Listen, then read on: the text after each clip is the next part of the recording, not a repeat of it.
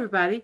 I am going to be making some lotion today. I got some new cocoa butter in, and it has a good deal and good price. However, it smells very strongly of chocolate, so I need to do a test batch. I'm going to do part of it unscented, and part of it I'm going to scent it with my blend that I call pumpkin apple spice.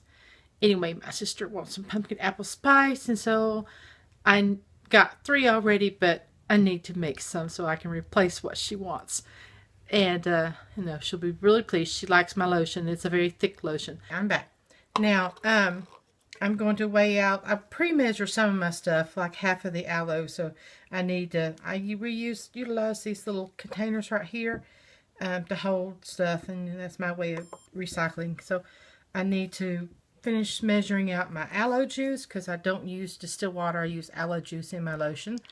It's a very, very thick lotion, and so I need about 160 grams in this container. I need to know if I need some deodorized cocoa butter for my lotions instead of the nice yummy smelling chocolatey cocoa butter. Okay, and next I need to, and I'm tearing this so that it's 0. I need about 5 grams of my fragrance oil, and it's like this. It smells really good. My sister loves it. It's the blend that I made from 2 fragrance oils that I got, skin safe ones I got from Aztec, and Becky loves it. So much that her co-workers liked it too. So, okay, that's about 5 ounces. That's all I need. Now, whenever you make lotions, it's very important that you use a preservative. And this is the preservative. I've tried 2 different kinds. I think this is Germavin. It's very thick. Another one starts with the O. I can't really pronounce it very well. And I think I got too much in there, because I only need 6 grams, and that weighed 8 grams. So this is what I ended up doing when it weighs too much. I pour it back, I weigh it. Well, that's 7. Well, that'll do, because by the time I scrape it out of there, with it being so thick, it won't make a difference. Now I'm going to turn my scale off, and I'm going to put my ingredients into my containers, and then I'll take this to cut you off and take this to the stove, and lids on that. So I'm done with the scale, and I'm setting these the fragrance oil, that's the preservative, the fragrance oil, and this is the fragrance oil, and the preservative needs to go in all of it. The fragrance oil will only go into the 2/3 of it. So I have a jar right here. I'm going to put this pan. I'm going to put the aloe juice in.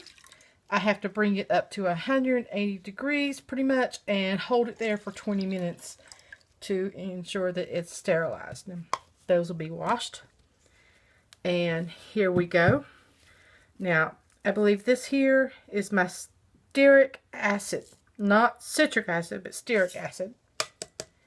And I'm just melting everything together. I don't know if I'm doing it right or not, but I put it on low, and I melt everything together. Seems to work for me. And that was the emulsifying wax. And here's my cocoa butter that smells so much like chocolate. And maybe you need to see. And it smells very delicious of chocolate. So, there we go. That's that. And the shea butter that I got too, very smooth smelling, not, well, it smells like shea butter, but smooth feeling shea butter. So there we go. It really feels good on the skin. So I'm going to take these to the stove, and I'll put in the aloe vera juice will go in first, and then the oils. You would think that, you know, will it make a difference in what order I put in my liquid to my oils for the lotion? And yes, it does. Okay, I got my temperature up to 185 degrees. It's got about 10 more minutes to go. And I got a lid on there to keep the evaporation from evaporating. And here the oils are. They're up to 185 degrees as well. I just got done testing it. I can't really hold the thermometer in my hand and the camera at the same time for it to turn. After they get up to temperature for 20 minutes, I cut the stove off. I let them sit on the stove and start cooling down. When they get down to about 150 degrees, that's when I add the oil into the aloe juice. I'm back. Okay, so I'm going to switch to my whisk. I've got the temperatures cooled down, and they've tempered for 20 minutes and then cooled down to about close to 150 degrees. You don't want to let them get too cool because then your emulsification will separate later on. And I don't use a hand mixer myself. I find that I whip too much air in it if I'm using the attachment to my blender for the whisk, or if I use my stick blender, or if I even use a hand blender, the one that we have here at the house. It throws splatters everywhere, and I don't like that. So I use this little whisk, and I'm an old pro at making mayonnaise, so there's no problem doing it this way. My arm doesn't get tired if you're used to whisking things up. Now what my goal here now is to whisk until it's down to about 125 degrees, and then I'll add my preservative or my fragrance after I get it further along.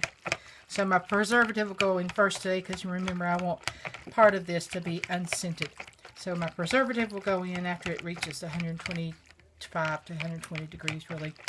And right now it's at it's still close to 150. It hasn't really cooled down. Okay, I am back, and here is the preservative, which I'm going to add, and I'm going to continue on from that point until it reaches room temperature and is thicker before I add the preservative, because remember I'm trying to have some of it for unscented. And to tell you the truth, I don't know if it's going to work with the the fragrance, because oh boy does it smell like chocolate. So I'm going to have to adjust my recipe so it doesn't include the cocoa butter, I guess, or get some deodorized cocoa butter, because I can sure smell it and it smells delicious. I might not need to add any fragrance if I use the cocoa butter recipe. So I'm trying to figure out what can replace the cocoa butter in the oil category for hardness, because you know shea butter is softer, and my mom is allergic to the mango. I think palm and coconut both are liquid at a certain point in time, so they're not quite the same thickness. I've got palm and coconut. Coconut, I've got some friends who are allergic to that. I might try the palm to see if that would be a good replacement. It is starting to get much thicker now, and I'm going to add some kaolin clay. I was using the cornstarch, but I've read some bad stuff about that, so I decided to try the kaolin clay to see how that did. So I've got 1 teaspoon here of that instead of 2 teaspoons of cornstarch. And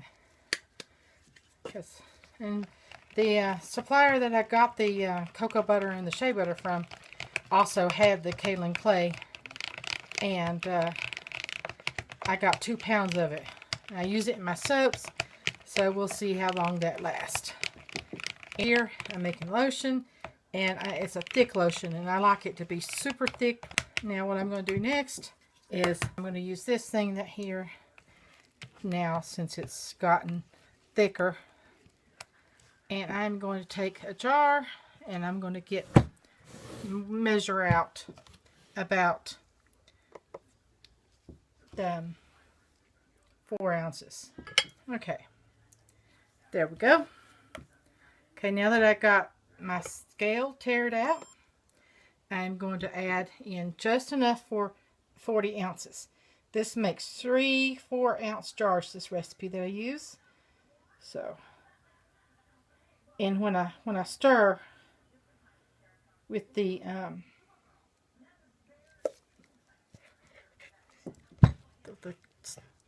thing, it doesn't make it so thick that 4 ounces won't fit in here.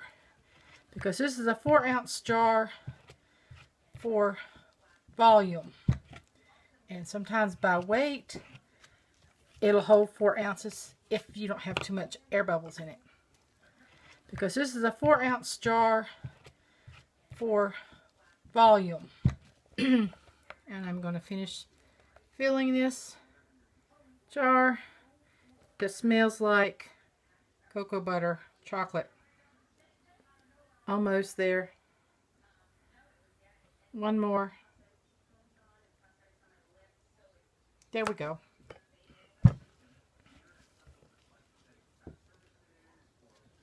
That is set aside.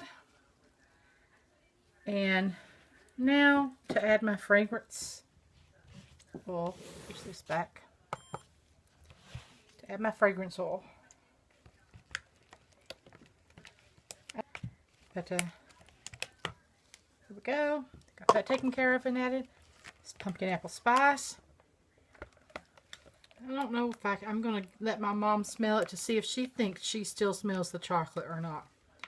If I don't still smell the chocolate, then I'm not going to worry too much about it and just do it per fragrance to see whether or not you can still smell the chocolate. Woo! Something flew. Don't know what flew. Here goes the lotion into there.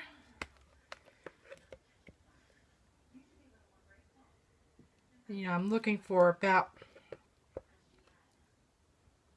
4 ounces in each container. The original person I got a recipe from for this said 8 ounces, and it made about 6 ounces. So that's how much evaporation has happened.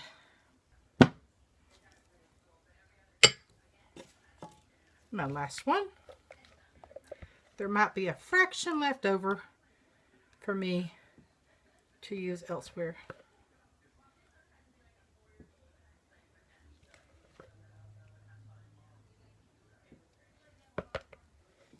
Depends on how much evaporation has occurred, I guess. We're getting there. Almost there. Almost empty. One more fraction to go. Yep, there we go. We got it. And this is what's left. So, now I'm going to bang this down.